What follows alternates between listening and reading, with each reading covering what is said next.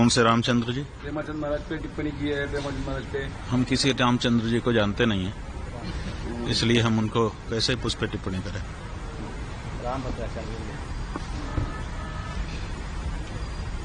रामभद्र जी ने टिप्पणी की है। हाँ जी, रामभद्र जी ने टिप्पणी की है। हाँ, उनसे पूछा जाना चाहिए कि उनकी टिप्पणी का क्या मतलब है। रामभद्राचार्य जी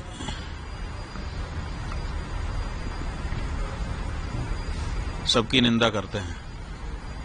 पुरी के शंकराचार्य के बारे में कहा है कि वो रामचरितमानस में तुलसीदास जी ने जिस तुलसी पीठ पर वो बैठे हैं, उसी तुलसीदास जी महाराज ने रामचरितमानस में लिखा है, सब कर निंदा जे नर करहीं, ते चमगादड़ होई अवतरहीं। तो सबकी निंदा करने से चमगादड़ की योनि में जाना पड़ता है, ये बात तुलसीदास जी महाराज कह रहे हैं। और उन्हीं तुलसी जी के नाम पे पीठ बना करके बैठे हुए रामभद्राचार्य जी सबकी निंदा कर रहे हैं। क्या उन्होंने ये एक चौपाई पढ़ी नहीं है, या फिर उस चौपाई के कुछ और अर्थ उन्होंने समझ लिए हैं, ये तो उनसे चर्चा करने पर ही पता चलेगा। रामभद्र जी ने कहा है कि उन्हें 1 लाख क्या कहते हैं शोक लोग आते हैं, तो क्या कहेंगे आपने?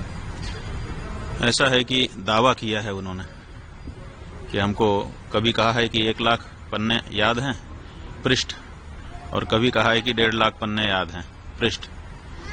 तो अब 1 लाख पृष्ठ याद हैं कि 1.5 लाख पृष्ठ याद हैं, इसकी कोई परीक्षा तो हुई नहीं है। दावा उन्होंने जरूर किया है। उन्होंने 3 दावे, वैसे तो अनेक दावे किए हैं, लेकिन 3 प्रमुख दावे हैं। एक उनका दावा है कि मुझे 1.5 लाख पृष्ठ याद है, कंठस्थ है। दूसरा उनका दावा है कि हमको 23 भाषाएं आती हैं। और तीसरा उनका दावा है कि मैंने राम जन्मभूमि में जो गवाही दी उसके कारण फैसला हो गया। लेकिन इन तीनों दावों की पुष्टि अभी नहीं हुई है, क्योंकि 1.5 लाख पृष्ठ उनके कंठ में हैं, कभी परीक्षा तो हुई ही नहीं है, तो बिना परीक्षा के दावा ही है। इसलिए हम चाहेंगे कि 1.5 लाख पृष्ठ कौन कौन से हैं उनको निकाल के एक जगह पे रखें और फिर लोगों को आमंत्रित कर दें कि आइए, जिसको किसी भी प्रश्न से पूछना हो हमसे पूछिए, हमको सब कंठस्थ है। 150 पृष्ठों से 1.5 लाख पृष्ठ याद हैं, तो कम से कम 150 पृष्ठ एक बार पूछ लिए जाएं, कोई भी पृष्ठ, और उसके बाद अगर वो सब सुना देते हैं तो सब लोग जय जयकार करेंगे, हम लोग भी जय जयकार करेंगे, है ना। ये विश्व के लिए बड़ा अचंभा होगा कि हमारा एक संत 1.5 लाख पृष्ठ कंठस्थ करके बैठा है। तो हम चाहेंगे कि अब ये मौका आ गया है कि वो 1.5 लाख पृष्ठ कौन कौन से हैं छांट दें और उनको एक मेज पर सजा दिया जाए और फिर लोगों को बुला लें। 150 पृष्ठ केवल पूछे जाएंगे। अगर 150 पृष्ठ कंठस्थ उनको हो गए उनमें से, तो हम लोग मान लेंगे कि सब कंठस्थ हैं। वो कहते हैं कि 23 भाषा हमको आती है। अभी तक उनका कोई भी वीडियो YouTube पर खोजने से हिंदी के अलावा दूसरी भाषा में मिलता नहीं है। तो अगर 23 भाषा आती होती तो 23 भाषा में उनका कोई न कोई प्रवचन होता कहीं न कहीं। तो 23 भाषा कौन कौन सी है उसकी सूची वो बता दें। तो 23 उन भाषाओं के जो विद्वान हैं उनको हम लोग भेजेंगे। 40-40 मिनट का एक संवाद उसी भाषा के विद्वान के साथ उनका हो जाए। जय जयकार कौन नहीं करेगा, सब करेंगे। और तीसरी बात यह है कि वो कहते हैं कि राम जन्मभूमि में हमारे कारण फैसला आ गया, हम ही हैं। तो वहां के वकीलों ने तो इसके विरुद्ध बताया है, वहां के जज ने तो इसके विरुद्ध बताया है, इसलिए इसमें भी शंका हो गई है।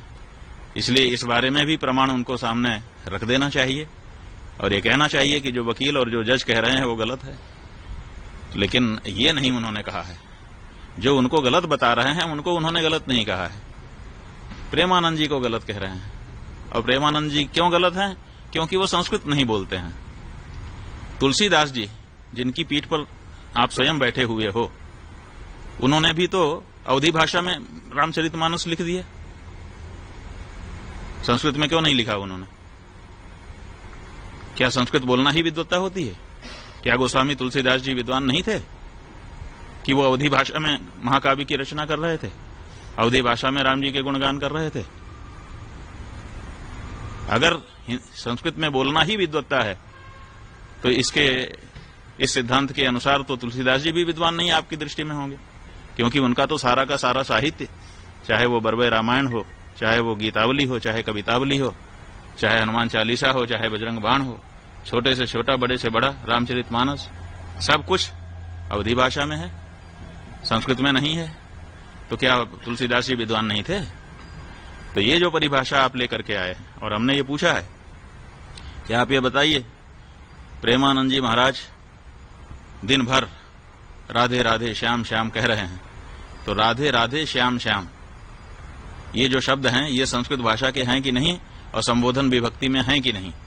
और जब संबोधन विभक्ति से अपदम न प्रयुंजित, अपद नहीं बोलना चाहिए, और वो उसको पद बना करके संबोधन विभक्ति में ढाल करके अगर दिन भर उच्चारण कर रहे हैं, तो आपसे ज्यादा संस्कृत तो वो बोल रहे हैं। आप कितनी देर संस्कृत बोलते हैं दिन भर में, बताइए? केवल प्रवचन में जहां उदाहरण देने का अवसर आता है, कुछ श्लोक आप बोलते हैं, उतना ही तो संस्कृत आपके द्वारा बोला जाता है, और वो दिन भर राधे राधे श्याम श्याम रटते हैं, जो कि पद है, जो कि संस्कृत व्याकरण की दृष्टि से शुद्ध शब्द है। तो वो तो आपसे ज्यादा संस्कृत रोज बोल रहे हैं, और आप कह रहे हैं कि वो संस्कृत नहीं बोलता है। माने संबोधन विभक्ति में जब भगवान का नाम बोला जाता है तो क्या वो संस्कृत नहीं होता है? और अगर संस्कृत होता है तो वो तो संस्कृत ही बोल रहे हैं, दिन भर संस्कृत बोल रहे हैं। आप उनको क्यों कह रहे हैं कि वो संस्कृत नहीं जानते हैं? तो ये जो बातें हैं, इन सब से पता चलता है कि या तो उनकी बात को ध्यान ही देना छोड़ दिया जाए, बिल्कुल अप्रमाण मान लिया जाए, और या तो फिर उनको अपनी योग्यता और अपने जो दावे हैं उनको जनता के सामने आकर के प्रमाणित कर देना चाहिए। हम कहना चाहेंगे, वो पुरी के शंकराचार्य जी को कहते हैं कि वो संस्कृत नहीं बोलते हैं। संस्कृत नहीं बोलते, कोई इच्छा से बोलता है? भाषा जो है वो विवक्षाधीन होती है। विवक्षा का मतलब होता है बोलने की इच्छा। हमको इच्छा होगी तो हम बोलेंगे, इच्छा नहीं होगी नहीं बोलेंगे। कोई हमको जबरदस्ती करेगा कि तुम यही बोलो? ये तो महाराष्ट्र के ठाकरे बंधु हो गए कि बोलना ही पड़ेगा। अरे भाषा जो है, भाषा का नियम है, वो विवक्षाधीन होती है। जो बोलना चाहता है वो बोलता है, जिसको नहीं इच्छा होती है नहीं बोलता है। कौन सा शब्द मैं बोलूंगा ये कोई हमको बताएगा? हम खुद बोलते हैं। जब हमको जिस शब्द की इच्छा होती है उस शब्द का उच्चारण अपने मुख से हम करते हैं। भाषाएं जो होती हैं वो विवक्षाधीन होती हैं, बोलने की इच्छा के अधीन होती हैं। तो ऐसी परिस्थिति में वो नहीं बोलते हैं उनकी इच्छा, लेकिन वो संस्कृत के विद्वान नहीं है, ऐसा तो नहीं है। हम तो जहां तक हम देखिए, हमने पुरी के शंकराचार्य जी का भी प्रवचन सुना है, गंभीरता से सुना है, और इनका भी प्रवचन सुना है, और हम ये कह रहे हैं कि पुरी के शंकराचार्य जी इनसे बहुत बड़े विद्वान हैं। तो ऐसी परिस्थिति में जिन शब्दों का प्रयोग पुरी के शंकराचार्य जी करते हैं हिंदी में भी, उनके अर्थ लगाना इनके लिए कठिन हो जाएगा। इसलिए किसी को भी आप मूर्ख कह दो, इससे आपकी मूर्खता का जरूर पता चलता है। जिसके लिए कह रहे हो उसकी मूर्खता का पता नहीं। सर वो हमेशा परंपरा पे विवाद करते रहते, उस पर क्या कहना चाहेंगे? अब भाई वो तो जिसका जो स्वभाव होता है वो करता रहता है। हम तो जो हमारे आदरणीय पुरुष हैं उनके ऊपर जो टिप्पणी की गई है उससे आहत है। चारों शंकराचार्यों को उन्होंने कह दिया, आदि शंकराचार्य को उन्होंने कह दिया, इसके लिए हमको बोलना पड़ रहा है। अन्यथा बहुत से लोग बहुत कुछ करते रहते हैं, कहाँ कोई बोलता है? हम भी नहीं बोलते हैं। लेकिन एक समय आता है जब आपकी अति हो जाती है, सीमा का अतिक्रमण आप कर जाते हैं, तो उसके बाद फिर बोलना ही पड़ता है। तो अब ऐसी ही परिस्थिति हो गई है कि बिना बोले काम नहीं चल रहा, इसीलिए बोलना ही पड़ गया। बोल करके कोई खुशी भी नहीं है हमको, लेकिन मजबूरी है, बोलना पड़ेगा। अन्यथा उनकी जो तथ्यहीन बातें हैं, जनता के दिमाग में यही हो जाएगा कि ये तथ्यपूर्ण कह रहे हैं। जैसे वो प्रचार कर रहे हैं कि हमने गवाही दी, उसी से मुकदमा हो गया, और जज कह रहा है कि नहीं नहीं, उनका तो ठुकरा दिया गया था। वो जो तुलसी शतक लेकर के आए थे वो तुलसी की रचना ही नहीं थी, वो उनकी खुद की रचना थी। तो आप झूठी रचना लेकर के कोर्ट में चले जाते हो, और कोर्ट में वो आपका प्रस्तुत किया गया जो प्रमाण है वो अप्रमाणित हो जाता है, तो कोर्ट ने तो घोषित कर दिया एक तरह से कि आप अप्रमाण हैं, जिसको आप प्रमाण मान करके गए थे।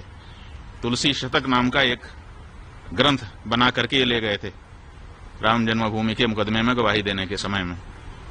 कोर्ट ने कहा कि यह प्रमाण नहीं है। क्यों कहा? क्योंकि जिरह में पूछा गया इनसे कि आपने ये तुलसी शतक कहा है, ये इससे पहले कहां प्रकाशित हुआ था, कहां इसकी पांडुलिपि आपको मिली, किस सन में किस किस संस्थानों ने इसको छापा, पहले किसी ने इसको पढ़ा? तो ये कुछ नहीं बता पाए। तो इनका तुलसी शतक अप्रमाण हो गया। तो जब आपका प्रस्तुत किया गया तुलसी शतक अप्रमाण हो गया, तो आप भी अप्रमाण ही हो गए ना। जिस प्रमाण को हम लेकर के गए थे, अगर वो प्रमाणित नहीं हुआ, इसका मतलब कौन अप्रमाण हुआ? वही तो जो उसको लेके गया था।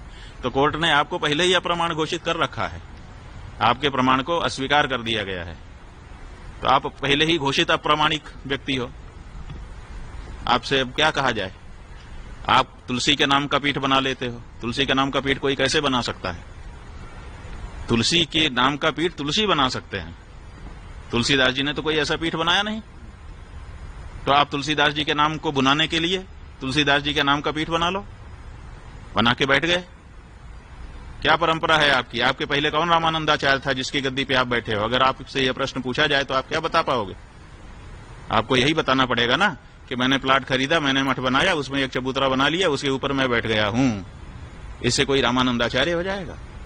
और रामानंदाचार्य जी ने भाष्य लिखे और उनके भाष्यों के होते हुए आपने स्वयं भाष्य लिख दिए और कह रहे हैं कि इस समय मैं ही केवल भाष्य करता हूं, दूसरा कोई भाष्य करता नहीं है।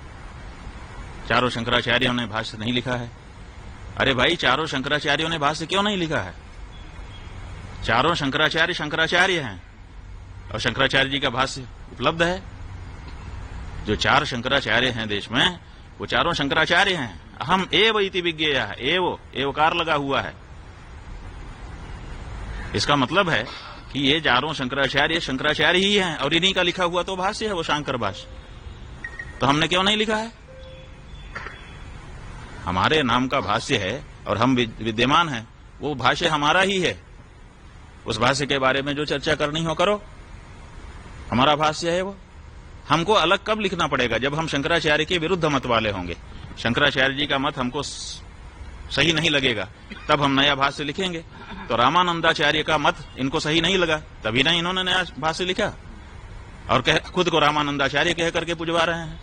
रामानंदाचार्य के भाष्य को खारिज करके अपना स्वयं का भाष्य लिखने वाला व्यक्ति रामानंदाचार्य जी के नाम को भुना रहा है। रामानंद संप्रदाय के जो लोग हैं, हमको तो उनके ऊपर तरस आता है कि रामानंदाचार्य जी के भाष्य को अस्वीकृत करके स्वयं का भाष्य लिखने वाला व्यक्ति आपके बीच में रामानंदाचार्य बन के बैठा है और आप लोग चुप हैं। क्यों चुप हैं? प्रश्न उठता है। तो इसलिए बंधु, ये ठीक नहीं है। तुलसीदास जी ने उत्तर अपने रामचरितमानस में साफ लिख दिया है कि सबकी निंदा जे नर करहीं, ते चमगादड़ होई अवतरहीं। तुलसीदास जी को अगर इन्होंने पढ़ा होता तो सबकी निंदा नहीं करते, लेकिन ये सबकी निंदा करते हैं। आज तक मोदी जी के अलावा किसी की प्रशंसा करते दिखे वो? मोदी जी मेरे मित्र हैं। मोदी जी उस पार्टी के नेता हैं जो पार्टी गौ हत्यारों से चंदा लेकर के राजनीति कर रही है, और ये उनके मित्र हैं। कोई धर्माचार्य, गौ भक्त उस व्यक्ति को अपना मित्र कहेगा? आप उनके बारे में ना बोलो, शांत रहो, वो तो ठीक है, लेकिन मौन रह करके आगे बढ़ जाना सही है। लेकिन वो मित्र हैं, और मित्र जो है वो गौ हत्या को बढ़ावा दे रहा है, गौ मांस के निर्यात को बढ़ावा दे रहा है। तुम धर्माचार्य हो, गौ हत्यारे को मित्र कह रहे हो, गौ हत्या के समर्थन करने वाले को मित्र कह रहे हो? कैसे हम मान ले आपको धर्माचार्य? आप कहते हैं मैंने शास्त्र पढ़ लिए, शास्त्र में लिखा हुआ है कि जो विकलांग होता है उसको सन्यास का अधिकार नहीं है। उसके बाद भी आप दंड लेकर के सन्यासी बन करके घूम रहे हो लोगों के सामने। क्या वो पंक्ति आपकी दृष्टि में कभी नहीं आई? अंग विकलः। आपको अगर शास्त्र पढ़े होते आप कहते हैं सर्वस्य लोचनम शास्त्रम, बिल्कुल सही है। यस्य नास्तिंध एव सः आप इस पंक्ति का उद्धरण देते हो अपने वक्तव्य में कि जिसके पास शास्त्र रूपी आंख नहीं है वो अंधा ही है, तो ठीक है, आपके पास ये भौतिक आंख नहीं है, उसके लिए हम कुछ नहीं कहते हैं, वो तो उसके लिए कुछ नहीं कहा जा सकता, उसके लिए आपका हम कोई असम्मान नहीं कर रहे हैं। लेकिन आप ये दावा करते हो कि मेरे पास शास्त्र रूपी आंखें हैं, तो शास्त्र रूपी आंखें हैं तो शास्त्र रूपी आंख ने तो बताया है कि जो अंग विकल हो उसको संन्यास नहीं धारण करना चाहिए, तो आपने कैसे धारण कर लिया है? शास्त्र विरुद्ध कैसे आप सन्यासी बन के घूम रहे हो? बताओ।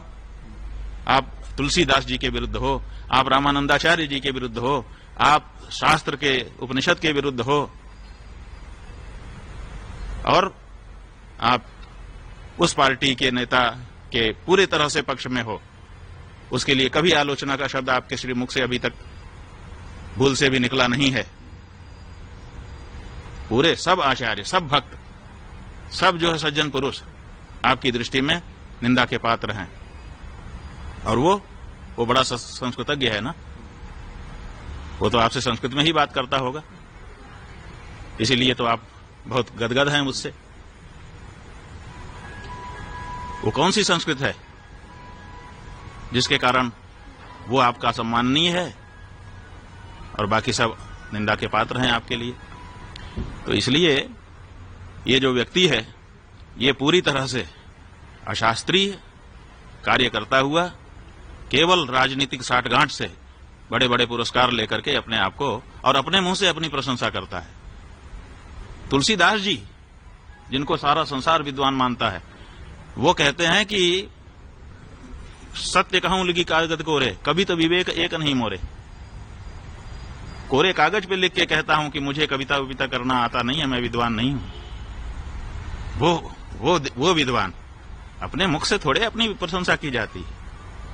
विद्यमान रन पाई रिपु कायर कतहि प्रताप। जो कायर होता है वो अपनी प्रशंसा अपने मुख से करता है। अपने मुख से अपनी करनी बार अनेक भांति बहुबरनी। अपने मुंह से अपनी प्रशंसा नहीं होती रामानंदाचार्य जी, जब दूसरे प्रशंसा आपकी करें तब आपकी प्रशंसा होती है। इसलिए हम तो केवल, देखो भैया, ज्यादा नहीं कहना चाहते, बहुत दिन से लोग कहते रहते थे, बार बार दिखाते रहते थे इनके वक्तव्य, हम लोग कुछ नहीं बोलते थे। क्यों नहीं बोलते थे? क्योंकि विधर्मियों को यह कहने का मौका मिलता है कि देखो आचार्य लोग आपस में लड़ रहे हैं, तो ऐसा मौका हम क्यों दें, इसीलिए नहीं बोलते थे। लेकिन अब बिना बोले नहीं रहा जा रहा है, क्योंकि अब आप आदि शंकराचार्य को बोल रहे हो, अब आप चारों पीठों के शंकराचार्यों को बोल रहे हो, आप जो है भक्त हृदय प्रेमानंद जी उनको बोल रहे हो, और इसी तरह से जाने किसको किसको बोल रहे हो, किसी को आप छोड़ ही नहीं रहे हो। तो ऐसी परिस्थिति में जनता को जानकारी रहे इसके लिए बोल रहे हैं। आलोचना की दृष्टि से अभी भी हम नहीं बोल रहे हैं, और अभी भी हम कह रहे हैं कि उनके पास मौका है। उनके 1000 दावों में से 3 दावे निकाल लिए। 23 भाषा का मुझे ज्ञान है, आप 23 भाषा के विद्वानों को हम भेजते हैं आपके पास, आप सूची दीजिए, आप उनसे 20-20 मिनट 40-40 मिनट संवाद करके दिखाइए उन सभी भाषाओं में जिन भाषाओं का आप दावा करते हैं। हम खुद जयकारा लगाएंगे आपकी इस प्रतिभा के लिए। आप कहते हैं कि मुझे 1.5 लाख पृष्ठ याद है, वो 1.5 लाख पृष्ठ निकाल करके सामने रखिए, उसमें से 150 पृष्ठ केवल हम पूछेंगे, और अगर आपने कंठस्थ सुना दिया हम खुद आपका जयकारा करेंगे, और नहीं, और राम जन्मभूमि के बारे में हमने बता दिया, झूठा दावा कर रहे हो। अगर ये 3 आप नहीं बताते हो तो फिर आपकी कलई खुल जाएगी। ठीक है, जो दावा कोई करता है, जैसे वो कहते हैं कि आप संस्कृत नहीं जानते, संस्कृत नहीं बोलते, जिस विश्वविद्यालय से उन्होंने आचार्य की डिग्री प्राप्त की है, जहां उन्होंने शोध किया है, उसी विश्वविद्यालय से हमने भी आचार्य की डिग्री प्राप्त की है और हमने भी शोध किया है। ऐसी परिस्थिति में उनकी विद्या ज्यादा है, हमारी विद्या कम है, ये कैसे पता चलता है? जब एक ही डिग्री उनके पास भी है हमारे पास भी है, तो उनकी डिग्री सही, हमारी डिग्री गलत? नहीं, दोनों की डिग्री सही है, वो भी विद्वान है। क्यों? क्योंकि परीक्षा लिखी है उन्होंने, उसकी परीक्षा दी है, परीक्षा देने के बाद प्रतिफल आया है, तब वो डिग्री मिली है। ठीक है, तो उसी तरह से अभी भी तो उनको जो दावे वो कर रहे हैं उसकी परीक्षा देनी चाहिए, इसलिए वो परीक्षा दें। अब हमारा यही कहना है, और नहीं तो ये झूठा बोलना बंद करें। ठीक है? हाँ स्वामी जी, केंद्र सरकार ने संविधान को 130 संशोधन पर जेपीसी का गठन किया है, उसको आप किस तरह देखते हैं? हम तो आप इतनी जल्दी बोल दे रहे हैं, ये बात ही हम नहीं समझ पा रहे हैं कि क्या कहना चाहते हैं आप। केंद्र सरकार ने संविधान के 130 संशोधन पर जेपीसी का गठन किया, उस पर किस तरह देखते हैं आप? भाई, जेपीसी का गठन करने का तो केंद्र सरकार को अधिकार है। किसी विषय में कोई भी चर्चा करनी है तो उसके लिए पहले संयुक्त संसदीय समिति का गठन किया जाता है। उसमें सब दल के लोग सांसद बैठ करके विचार करते हैं, तो वो अपनी रिपोर्ट देगी, तब आगे बात बढ़ेगी। तो अगर विचार करने के लिए कोई विषय लाया गया है सांसदों के समक्ष, तो उसमें खराबी क्या है? ये अच्छा है, विचार तो होते ही रहना चाहिए, हर विषय पे विचार होना चाहिए। हम तो कहते हैं कि जैसे उन्होंने जेपीसी गठित कर दिया है, ऐसे ही रामभद्राचार्य पे धर्माचार्यों को भी जेपीसी गठित कर देना चाहिए।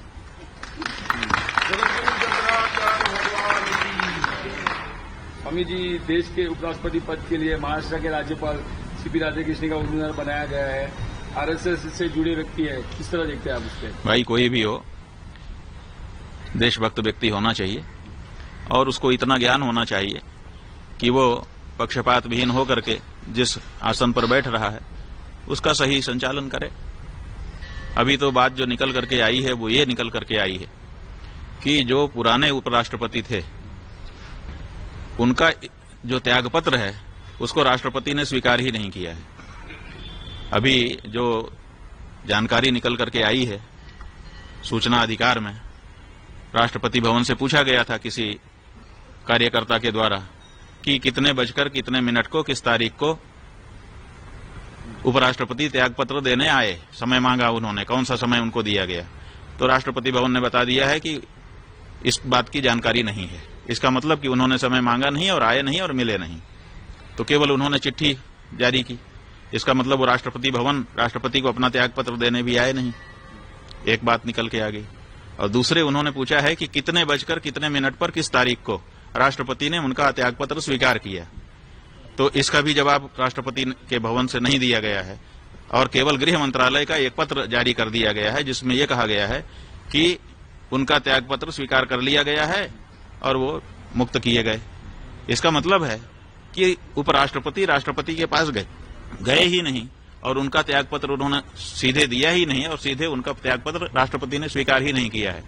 गृह मंत्रालय के द्वारा यह सूचना अभी तक सामने आई है। तो राष्ट्रपति को उनका त्यागपत्र स्वीकार करने का अधिकार है, गृह मंत्रालय को थोड़ा है।